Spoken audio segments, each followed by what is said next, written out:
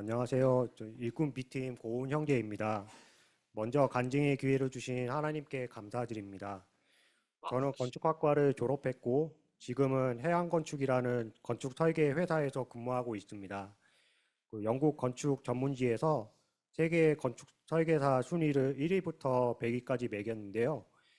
해양건축이 최근 8위에 오른 바 있는 국내 상위권 설계 회사입니다. 저는 하나님을 믿는 집안에서 태어났습니다. 저는 어릴 때부터 부모님을 따라서 교회에 성실하게 나갔지만 믿음의 확신이 없었습니다. 하나님을 잘 믿고 싶은 마음은 있었지만 의심이 많았고 잘 믿어지지 않아서 고민이었습니다.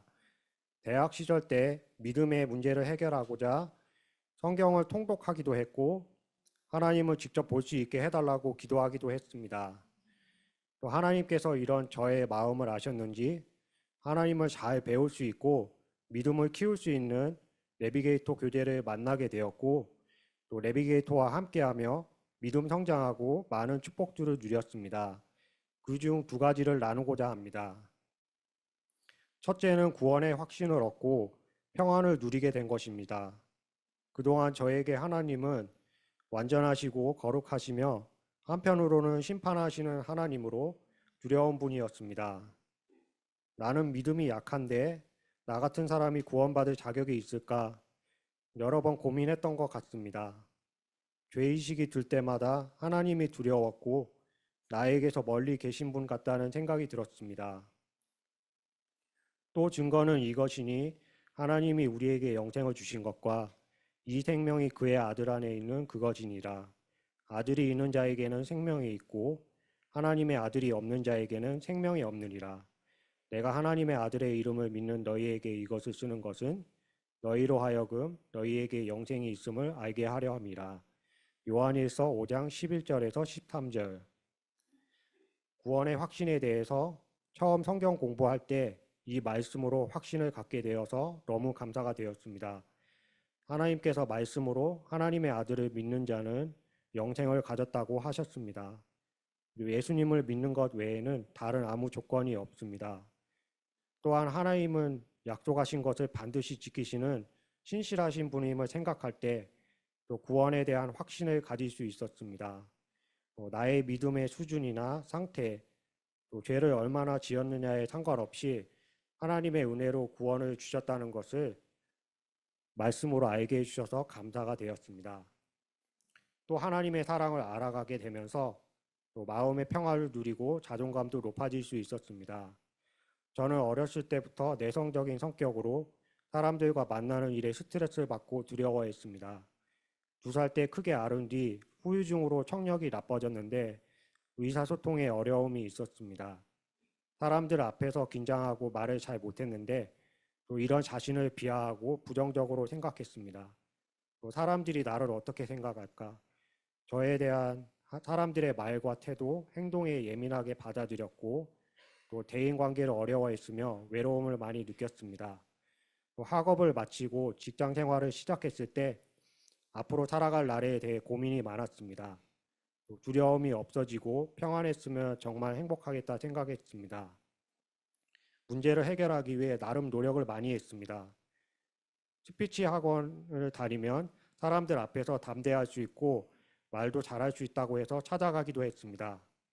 또 하지만 오히려 스트레스만 받고 전혀 나아지지 않았습니다.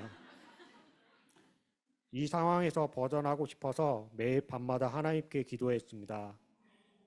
어느 날 기도하던 중에 예수님께서 또 십자가에서 고통받고 계신 모습이 떠올랐는데 저의 괴로움을 다 이해하신다고 말씀하시는 것 같아서 위로가 되었습니다. 그때 이후 마음과 생각이 변화되었고 또 작게나마 평안을 느낄 수 있었습니다.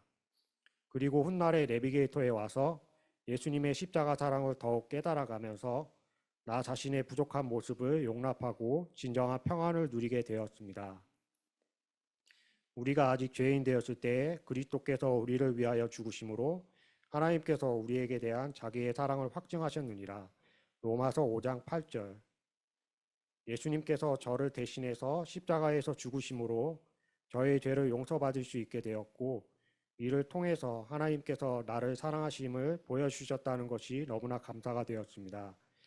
나를 구원하시기 위해 하나뿐인 아들 예수님의 목숨까지도 내어주신 것을 생각할 때 나를 정말 사랑하시고 귀하게 여기셨음을 알 수 있었습니다.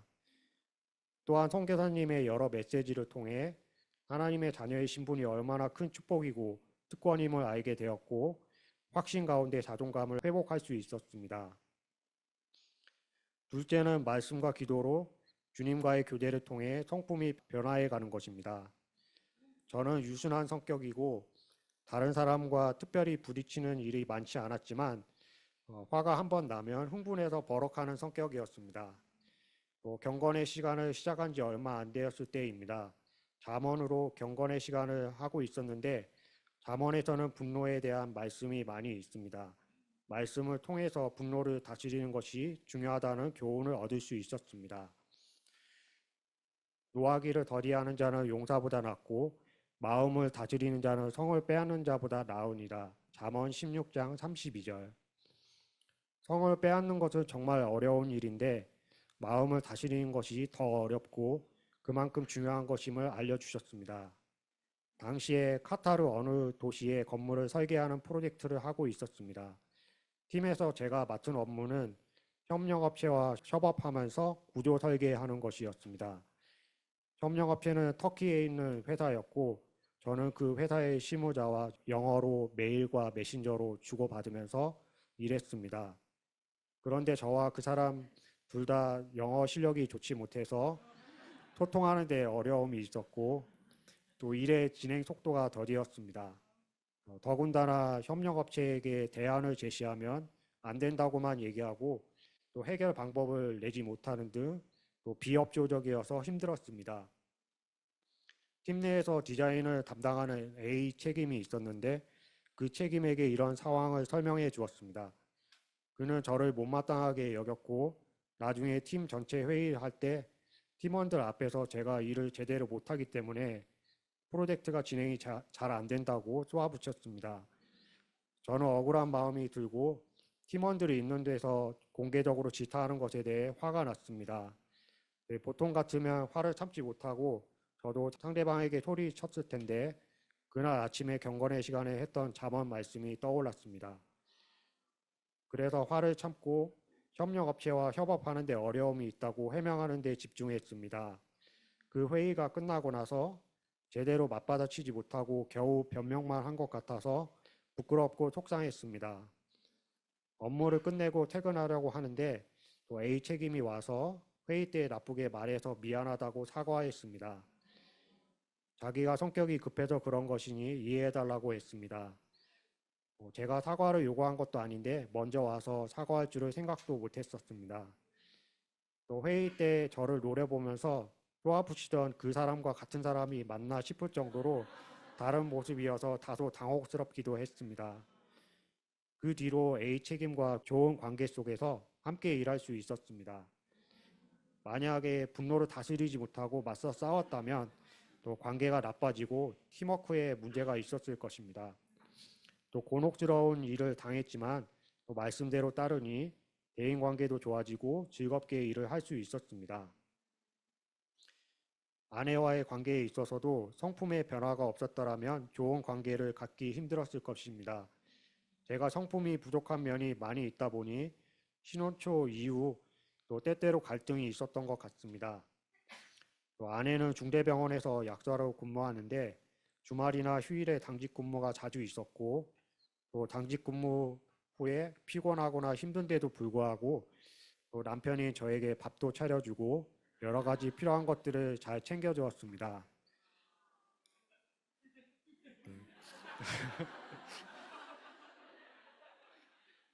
그렇지만 제가 부족하고 모자르다 보니 이렇게 좋은 아내에게 감정적으로 대할 때가 종종 있었던 것 같습니다. 또 아내에게 기분 나쁘다고 화를 내는 것을 잘못된 것임을 알면서도 또 고치기가 참 쉽지 않았습니다. 그런데 커플 스터디가 많은 도움이 되었는데요. 또 커플 스터디는 결혼한 형제 자매들이 또 서로 사랑하고 화목한 가정이 되도록 도와주기 위해서 선교사님 자매님께서 특별히 만들어 주신 부부 성경 공부 모임입니다. 이 커플 스터디를 통해서 부부가 서로 다름을 이해하고 용납하며 배려하는 것이 필요하고 그리스도께서 교회를 사랑하시고 위하여 자신을 주신 것 같이 아내를 사랑해야 한다는 것을 배웠습니다. 그리고 삼각형 예화를 통해 하나님과 친밀한 교제로 가까워지고 또 말씀에 순종할 때 부부가 가까워지고 화목해질 수 있다는 것을 배웠습니다. 말씀에 순종해서 내가 먼저 사랑하고 내가 더 섬기자 생각하고 주님께 의뢰했습니다. 그리고 오래 참음과 온유의 성품을 얻기 위해서 약속의 말씀을 주장하면서 기도하고 아내의 관계에 있어서 제가 더 잘할 수 있도록 기도했습니다. 오직 성령의 열매는 사랑과 희락과 화평과 오래 참음과 자비와 양성과 충성과 온유와 절제니 이 같은 것을 금지할 법이 없느니라. 갈라디아서 5장 22절에서 23절. 그 결과 시간이 걸리기는 했지만 제가 아내를 더 사랑하고 또 감정적으로 화를 내기보다 가정에서 사랑의 말을 하고 섬길 수 있는 사람으로 변화되었습니다. 아내도 저를 잘 이해해주고 또 밝은 표정과 친절한 태도로 또 말해 주어서 감사했습니다. 아직 더 개발할 것들이 많이 있지만 부부가 서로 존중해주며 화목해진 것을 느낄 수 있었습니다.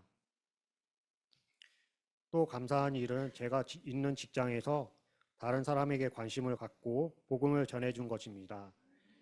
직장에서 사람을 얻기 위해서 직장 동료들의 이야기를 잘 들어주고 업무도 잘 할 수 있도록 도와줬을 뿐만 아니라 기회가 생길 때마다 함께 일하는 직원들에게 복음을 전해 주었습니다. 그 중에 어떤 직원은 복음을 듣고 주님을 영접했고 구원받는 것으로 인해 기뻐했고 저에 대해서 고마워했습니다. 저도 저를 통해서 주님의 복음이 전해지고 구원받는 사람들이 나온다는 것이 참 기쁘고 감사가 되었습니다.